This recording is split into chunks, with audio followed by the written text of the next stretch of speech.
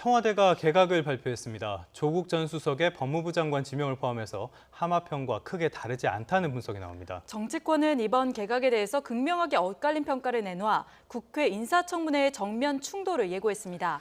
이종훈 정치평론가 그리고 김민전 경희대 후마니타스 칼리지 교수 두 분과 말씀 나눠보겠습니다. 어서 오십시오. 네, 안녕하세요.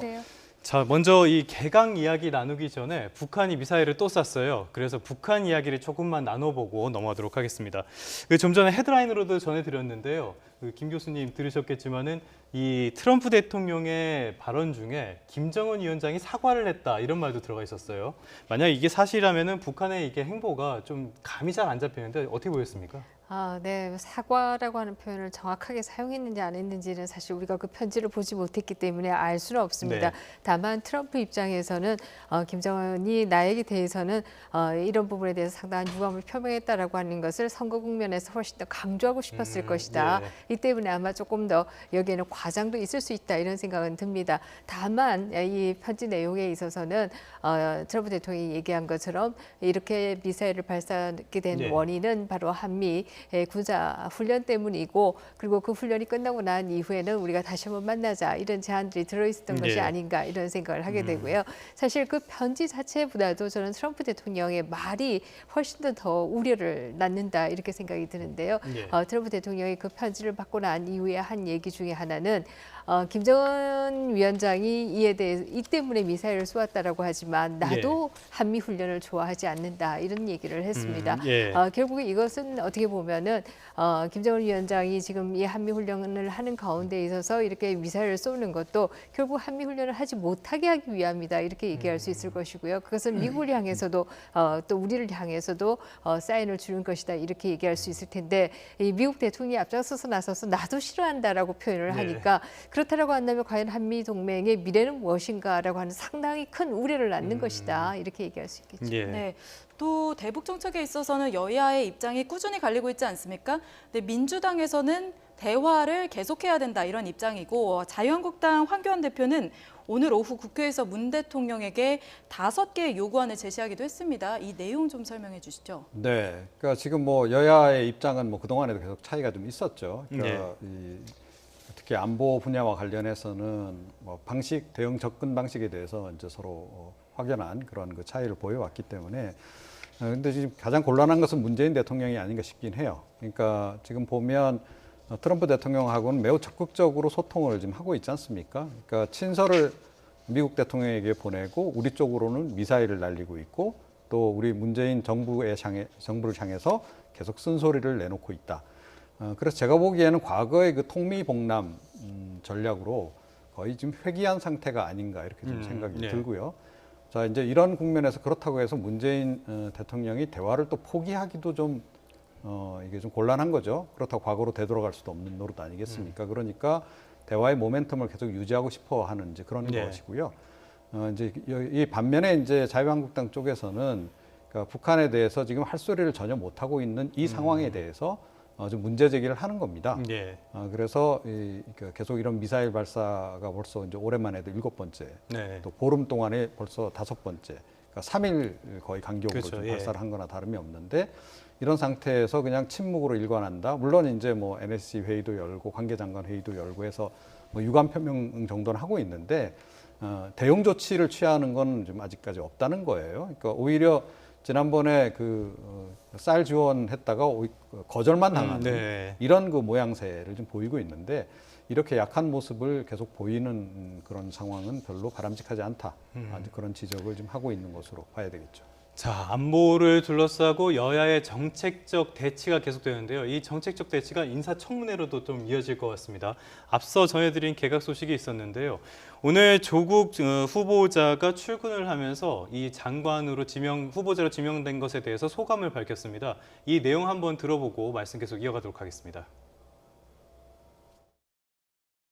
이제 떼약볕을 꺼리지 않는 8월 농부의 마음으로 다시 땀 흘릴 기회를 구하고자 합니다. 이후에 인사청문회를 거치고 문재인 정부의 법무부 장관으로 임명이 된다면 서해 맹산의 정신으로 공정한 법질서 확립, 검찰개혁, 법무부 혁신 등의 소명을 완수하겠습니다. 정책 비전에 대해서도 꼼꼼히 준비해서 국민들 앞에 보고 말씀 올리겠습니다. 네, 지명이 되자마자 기자회견까지 했습니다. 서해 맹산의 정신이라는 말까지 덧붙였는데 네. 이게 충무공 이순신의 오원율 씨 아니겠습니까? 네, 그 어떤 그렇습니다. 다짐으로 보셨습니까? 그러니까 이제 뭐 그 뜻은 뭐 하늘에 맹세하고, 그러니까 바다에 맹세하고 산에 맹세하니까 그쪽에서 다 이제 호응도 하고 뭐 이제 반기더라, 뭐 이제 이런 이제 얘기인데, 네. 저는 사실은 이번에 그 조국 전 수석이 어찌 됐건 지금 이 법무장관 가는 거를 본인이 받아들인 거 아니겠습니까? 예. 그걸 보면서 상당히 좀 착잡한 심정을 금할 수 없었다는 말씀을 좀 드리지 않을 수 없어요. 2012년에 그 교수신문에서 뭐 해마다 사자성어 발표하지 않습니까? 예.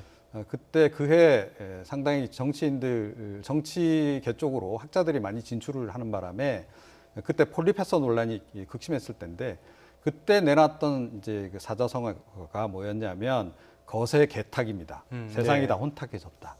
저의 개인적인 소감은 이겁니다. 조국 너마저. 그러니까 조국 전 수석 같은 경우에 저는 청와대에 들어가는 것조차도 사실은 본인의 그동안에 살아온 그 행보라든가 또 본인이 해온 말의 관점에서 보자면 들어가서는 안 되는 거였다라고 저는 생각을 하는데, 뭐 좋습니다. 그래서 뭐 그 민정수석까지 하는 건 좋았다라고 이제 보더라도 그걸 연장을 해서 법무부 장관까지 한다. 그런데다가 지금 권력의 핵심 중에서도 핵심으로 들어갔고 또 최고 실세로 통하는 지경까지 이르렀다. 네. 이거를 우리가 어떻게 받아들여야 될 것인가. 그러니까 이거는 좀 납득하기 어려운 그런 측면이 상당히 많다. 이렇게 생각을 합니다. 그 폴리페서 논란에 대해서는 조금 이따가 한 번 더 이야기를 해보도록 하고요. 교수님이 이 법무부 장관은 국회 임명 동의를 안 받아도 되죠. 그렇기 때문에 네, 뭐 법적으로 동의를 그렇죠. 받아야만 되는 것은 아닙니다. 그럼에도 불구하고 인사청문회를 한다라고 하는 것은 국민과 함께 검증한다라고 그렇죠. 예. 하는 의미이기 때문에 여기에서 또 여야가 그야말로 동의하지 네. 않는 가운데서 또 17번째 임명을 할 것이냐 하지 않을 것이냐. 그동안에 조국 민정수석이 검증한 분들 가운데 16분이 그야말로 예. 장관급에서 국회의 동의를 받지 못하고 통과된 상황 아니겠습니까?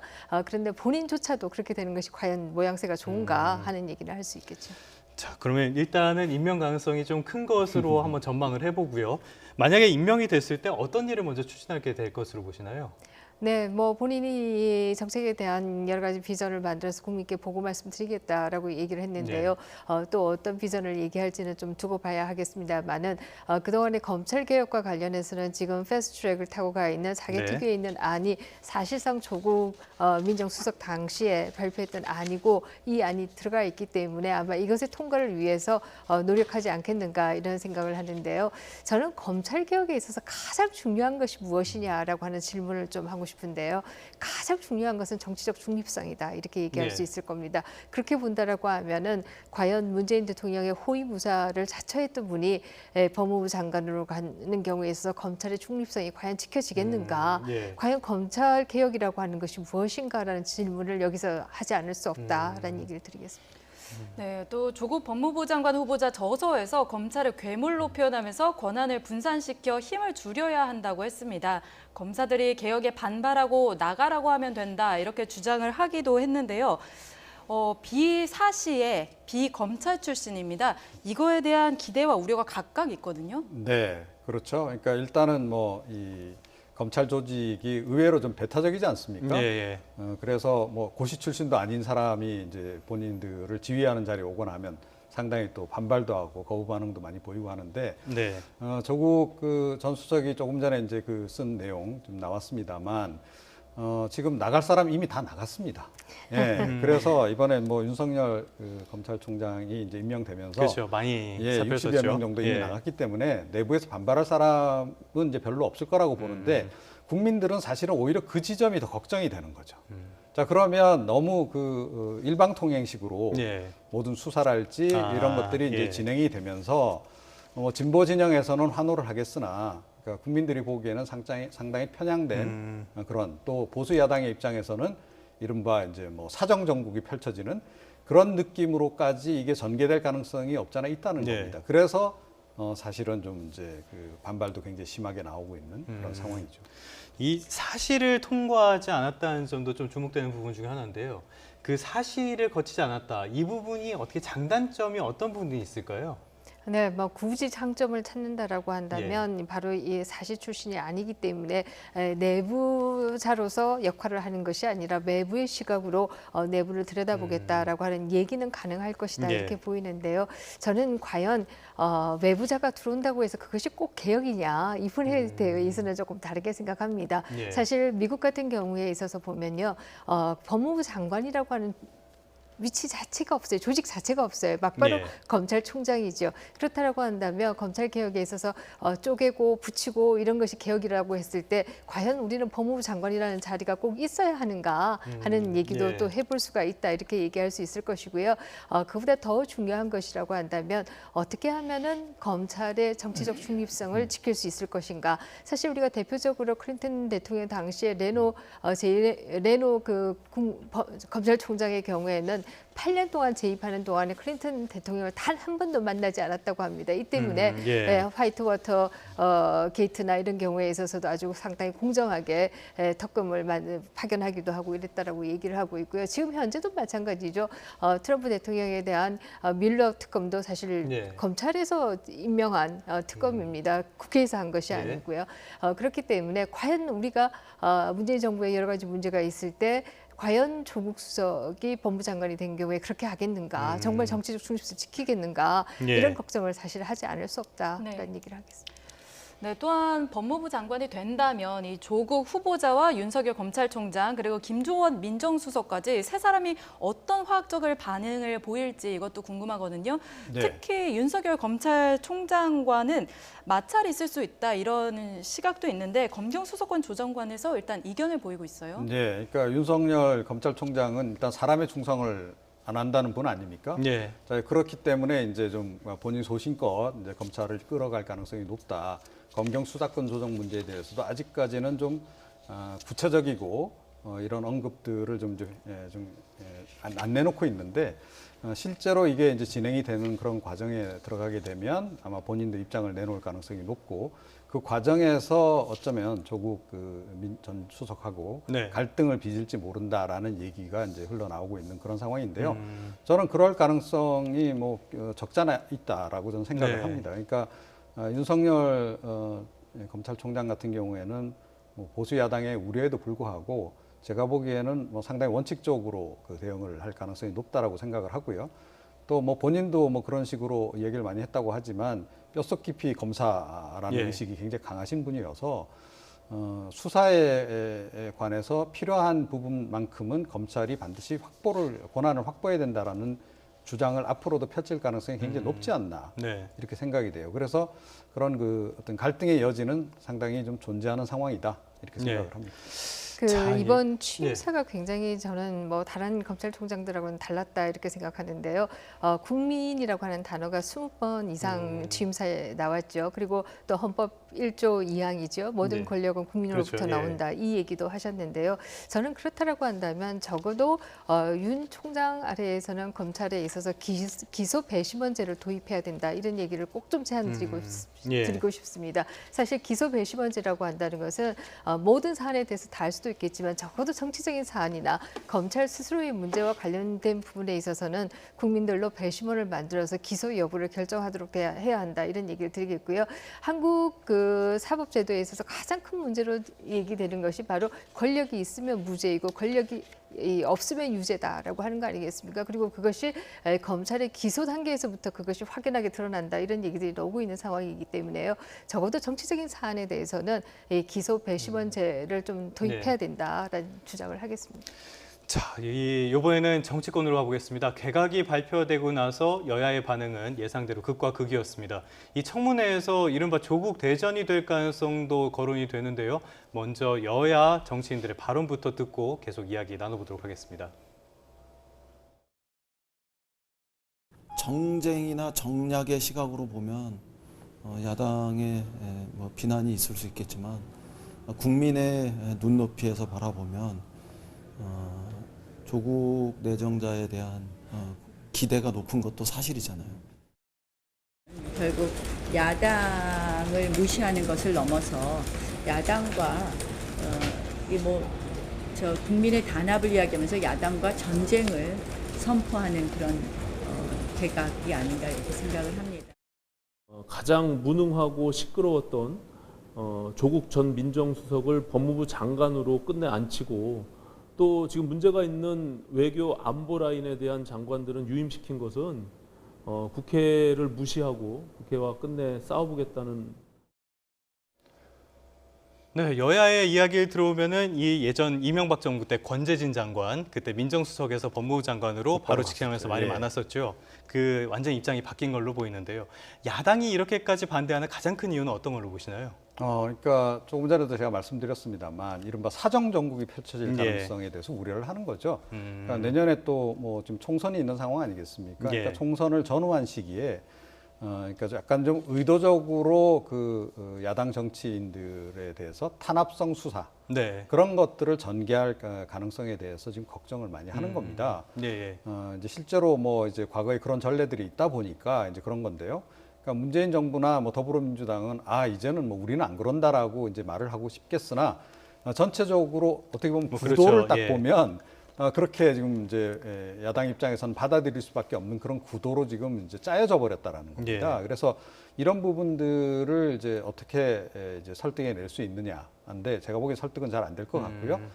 저는 뭐 조국 그 전 수석을 법무부 장관으로 임명하는 거에 대해서 이미 제가 반대 의견을 이제 밝히기도 했는데 이렇게 되면 보수 야당 입장에서는 뭐 지금 전쟁이라는 표현까지 나왔는데 전쟁은 좀 과한 표현이고 사실상 싸우자는 얘기 아니냐라고 받아들일 수밖에 없는 거예요. 그러니까 조국 전 수석에 대해서는 이미 그 인사 검증 과정에서의 그 여러 가지 논란들이 그동안 워낙 많았고 또 이 사실은 민정수석으로 있으면서 또 민간인 불법 사찰 의혹도 불거진 그런 경우도 있고 또 이 각 기관의 그 정보 라인하고 좀 소통도 잘 안 돼서 지금 이제 약간 고립됐던 그런 그 측면들도 있단 말이에요. 근데 이런 인물을 법무부 장관으로 임명하는 거는 그야말로 정치적인 이유 말고는 다른 이유는 없다라고 지금 이제 야당에서 지금 이제 보고 있는 거죠. 네, 결국에는 야당의 협조가 꼭 필요한 일일 텐데요. 나경원 자유한국당 원내대표는 이런 발언을 했습니다. 저희 화면 한번 보시겠습니다. 네, 나경원 원내대표의 발언인데요. 어제의 동기, 오늘의 저, 야 무시 넘어서 야와 전쟁 선포하는 것, 공수처법은 제2의 청검찰 만들겠다는 의미다. 민정수석 업무 능력은 낙제점이다. 이렇게 얘기를 했습니다. 야당이 반대하는데도 임명이 강행이 된다면 아무래도 안 그래도 심한 전국 경색이 더욱더 심해질 수 있는 것 아니겠습니까? 네, 뭐 사실상 그 이번 국회의 경우에는 올해가 거의 뭐 문 닫을 정도로 다 그야말로 여야가 정쟁에 빠져 있다 이렇게 얘기할 수 있을 텐데요. 그 도가 더할 것이다 이렇게 얘기할 수 있을 것이고요. 사실 민정수석으로 있으면서 특히 이 패스트트랙 처리하는 그 과정에서 조국 민정수석이 국회법 몇 조에 의해서 방해하는 경우에 있어서는 뭐 몇 년의 벌에 해당하고 이런 것들을 트위터에 올린 적이 있습니다. 사실 그것이 야당 의원들이 그 당시에도 굉장히 부담이 되었고 또 그 야당 의원들이 지금 현재도 또 경찰의 수사 대상, 경찰 검찰의 수사 대상이 뭐 80명 정도 된다라고 하는 거 아니겠습니까? 이렇기 때문에 야당이 아주 극렬하게 그 엘러지적인 반응을 보이는 것은 어떤 면에서는 뭐 이해가 가능하다 이렇게 얘기할 수 있겠죠. 그 아까 저기 박사님께서는 이 폴리페서 논란과 관련해서 좀 씁쓸하다 이렇게 표현을 하셨는데 지금 이 폴리페서 논란이 있고 야당에서는 뭐 폴리페서 금지법 이런 것까지 나올 정도로 굉장히 강하게 반발하고 있단 말이죠. 교수님은 폴리페서 논란에 대해서 어떻게 보십니까?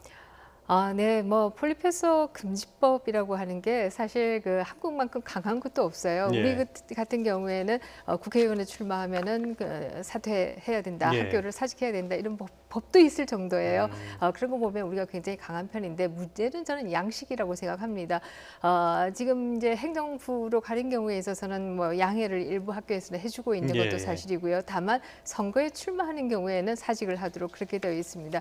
근데 조국 수석이 만약에 민정 민정수석만 했다라고 한다면 이 폴리페스 논란이 좀 극심하게 드러나지는 않았을 거예요. 그러나 학교에 복직 신청한 지 한 달도 또 안 돼서 지금 법무장관으로 가는 거 아니겠습니까? 이 때문에 이 논란이 더욱더 네. 극심한 것이다 이렇게 얘기할 수 있을 것이고요. 사실 뭐 요즘 조국이 조국에게 말한다라고 하는 말이 굉장히 유행하고 있는데요. 조국 수석 본인이 후보 본인이 폴리페서에 대해서 아주 강하게 비판한 바가 있기 때문에 이 말이 본인에게 다시 되돌아오고 있는 면이 있다 이렇게 얘기할 수 있을 것이고요. 또 본인 스스로가 나는 공직에 안 나간다, 자격이 없다, 국가보안법으로도 처벌된 바가 네. 있다 이런 얘기를 본인 스스로가 하지 네. 않았습니까? 그렇기 때문에 그 말들이 지금 다 부메랑으로 돌아오고 있는 것이다 이렇게 얘기할 수 있겠죠. 네, 결과적으로는 조국 법무부 장관 지명이 정부에게 있어서 힘을 실어줄지 아닐지 잘 모르겠습니다. 인사청문회에서는 아주 강한 공방이 예상되지 않습니까? 네, 그렇습니다. 그러니까 아마 이제 이번에 이제 후보자로 지명된 분들 중에서 가장 보수 야당이 벼르고 있는 대상이 이제 조국 예. 전 수석일 수밖에 없는 거죠. 그렇죠. 예. 이미 계속 사퇴 주장을 이제 민정수석 시절에도 해 온 바가 있기 때문에 그 연장선에서 이제 그런 거고, 더군다나 조금 전에 말씀드렸듯이 다분히 좀 정치적인 의도가 있는 것으로 지금 받아들이고 있기 때문에 정치 공세 차원에서도 그냥 넘어갈 수 없는 겁니다. 그래서 이번 인사청문회는 사실은 이미 이제 결론은 나와 있는 거다라고 저는 봐요. 그러니까 인사청문 경과 보고서는 뭐 절대 채택이 안 될 거고요. 그런 상태에서 아마 문재인 대통령은 강행을 할 겁니다. 예. 이렇게 되면 아마 이명박 전 대통령 시절에 임명 강행 사례가 17번 예. 역대 최고였다는 거 아닙니까? 예. 그거하고 동률을 일단 이룰 가능성이 굉장히 높다. 네. 그리고 또 추가적으로 또 있겠죠. 다른 이탈자가 예. 나온다거나 한다면 이제 그걸 이제 그 기록을 새로 깨는 이런 상황으로 갈 텐데, 이거 역시 정치 공세적인 측면에서 보자면 보수 야당 입장에서는 상당히 유리한 그런 그 예. 선택일 수 있기 때문에 그렇게 몰아갈 가능성도 있다라고 저는 생각이 들고요. 이 폴리페서 논란 부분 관련해서는 이게 좀 이번 기회에 좀 정리가 좀 되긴 좀 해야 하겠다라는 생각이 좀 들어요. 네. 들고, 그러니까 뭐 조국 전 수석 같은 경우에는 이번에 이제 그 다시 법무부 장관으로 가기 위해서 안가주맹의 의미까지도 뭐 다시 또 거론하고 그러지 않았습니까? 그런데 저는 이것도 학자적인 관점에서 볼 때 별로 바람직하지 않았다. 안가주망의 의미를 상당히 좀 왜곡시켜 버렸어요. 그러니까 안가주망이라고 하는 것이 예. 프랑스 지식인들 사이에 그렇죠. 처음 나왔을 예. 때는, 그러니까 아니 꼭 정치인으로 출마하고 공직에 진출하는 것만 얘기하는 건 아니거든요. 예. 사회 이슈에 대해서 목소리를 내는 것을 일반적으로 다 안가주망으로 이제 보는데, 그런 의미까지 왜곡해 가면서 본인이 꼭 이렇게 갈 필요가 있었나, 그런 아쉬움은 여전히 남는 거고요. 그리고 조국 민정수석이 전 수석이 법무부 장관이 됨으로 해서 예. 사실은 공수처 설치라든가 검경 수사권 조정 문제는 더 야당이 더욱더 반대해서 성사가 네. 어려워지는 방향으로 갈 가능성이 오히려 높아졌다 이렇게 생각합니다. 자, 마지막으로 사족가치 개각에 대해서 하나만 질문을 더 드리겠습니다. 저희가 이 대담 시작하기 전에 두 분의 얘기를 할 때 두 분 의견이 가장 많이 갈렸던 건데요. 조국이 장관이 됐다고 가정을 하고 총선에 출마를 할지가 좀 관심사가 될 수 있겠습니다. 교수님, 가능성 어떻게 보십니까? 네, 총선이 8개월 남았는데요. 아마 인사청문회 끝나고 이번 달에 말에 임명이 뭐 된다라고 하더라도 법무장관의 일을 배우는데도 아마 1년 넘게 걸릴 겁니다. 네. 일반적으로 장관의 일을 배우는 한 1년이 걸린다. 이렇게 얘기가 되고 있는데요. 이 일을 채 배우기도 전에 또 총선으로 날아간다. 그야말로 뭐 벌이나 나비도 아니고 여기저기 날아다닐 수는 없는 거 아닌가. 그것은 국민에 대한 책임이 아니다. 안가주망이 아니다. 이렇게 네. 얘기할 수 있지 않을까 자, 싶습니다. 교수님은 아니라고 보셨고, 박사님 어떻게 보십니까? 저는 가능성이 더 높아진 것 네. 같습니다. 그러니까 정상적으로 따지면, 그러니까 내년 총선에 출마할 뭐 이낙연 총리를 비롯해서 예. 지금 뭐 내각에도 좀 장관이 3사람 정도 정치인 출신이 있잖아요. 자, 이분들을 이번에 사실은 다 돌려보내야 정상입니다. 네. 자, 원래 그런 또 얘기도 계속 관측도 나왔었고, 그래서 개각을 좀 8월 말로 늦춰서라도 다 그렇게 할 것으로 이렇게 지금 예상이 됐는데, 그분들을 다 남겨놨어요. 네. 이건 뭐냐 하면 개각을 추가로 내년 총선 직전에 할 가능성이 굉장히 높아졌다는 얘기입니다. 그러면 내년 이제 1월 정도 개각인데, 그때 그 조국 전 수석을 법무부 네. 장관 신분에서 이제 해촉을 해서 총선 출마시킬 가능성이 지금 굉장히 높아지지 않았나 이렇게 생각합니다. 네. 네, 그럼 짧게 민주평화당 얘기도 해보겠습니다. 극심한 내분에 시달리던 민주평화당이 결국 분당의 길로 접어들었습니다. 내년 총선에서 중도층을 아우르는 제3지대 신당을 통해 돌풍을 일으키겠다는 건데요. 영상 먼저 보고 오시죠. 당을 떠나게 두는 마음이 편치만은 않습니다. 그러나 제3지대 신당 창당이라는 2보 전진을 위한 1보 후퇴라고 애써서 생각을 해봅니다. 유능하고 개혁적인 뉴 DJ를 즉각 발굴 영입할 것이다. 그리고 조기 공천을 통해 총선 승리를 최대한 지원할 것이다. 네, 오는 월요일이죠. 12일이면 대한정치연대 소속 의원들의 탈당이 결정이 됩니다. 내일 하루는 시간이 남아 있는데요. 봉합 가능성 아직 남아 있는 겁니까? 네, 뭐 지금은 가능성이 거의 없어지는 것이 아닌가 이런 생각이 들고요. 다만 내일 정동영 대표가 어떤 결단을 내리느냐 여기에 따라서 달라질 것이다 이렇게 보입니다. 만약에 내일 일단 뭐 조건 없이 물러서고 당을 위해서 헌신하겠다, 백의종군하겠다 이런 얘기를 한다라고 하면 아마 탈당의 명분은 사라지는 것이고요. 그게 반해서 지금 뭐 이 박주현 의원 얘기처럼 내가 중심이 되어서 정말 민주평화당을 다시 국민들의 사랑을 받도록 하겠다 이런 얘기를 한다라고 하면은 아마 탈당이 이루어지지 않을까 이런 생각이 들어서 결국은 정동영 대표에게 달려 있다 이렇게 얘기할 수 있을 텐데요. 탈당의 가능성이 좀 더 높다라고 봅니다. 별로 가능성 없다고 보시는 거군요. 박사님은 어떻게 전망하십니까? 그러니까 이 지점에서 정동영 대표의 생각을 우리가 좀 읽어봐야 되겠죠. 정동영 대표는 아마 이런 생각을 하고 있지 않을까 싶어요. 차라리 잘 됐다. 그러니까 지금 골치 아픈 자기에 대해서 반대하는 그 의원들 다 이번 기회에 정리되고 나면 오히려 본인이 적극적으로 인재 영입을 해서 이른바 친정동영계를 이제 구성을 하고 그거를 가지고 그 호남 민심에 호소를 해서 이 사람들을 어느 정도 당선시키는 데 성공하면 본인의 정치적 입지는 훨씬 더 커질 것이다. 어찌됐건 정동영 대표도 제가 보기에는 여전히 대권에 대한 관심이 높아 보이거든요. 자, 그래서 그런 부활을 꿈꾸는 쪽으로 지금 생각을 하고 있지 않나. 자, 그렇게 보면 봉합의 여지는 없고 그러니까 탈당은 뭐 거의 기정사실이 아닌가 싶네요. 네. 두 분 다 이제 뭐 거의 분당 수순에 접어들었다 이렇게 보시는 것 같은데요. 지금까지 이 개각과 관련된 이야기 그리고 민주평화당의 내분과 관련된 이야기 이종훈 정치평론가 김민전 경희대 교수 두 분과 함께 이야기 나눠봤습니다. 오늘 말씀 감사합니다.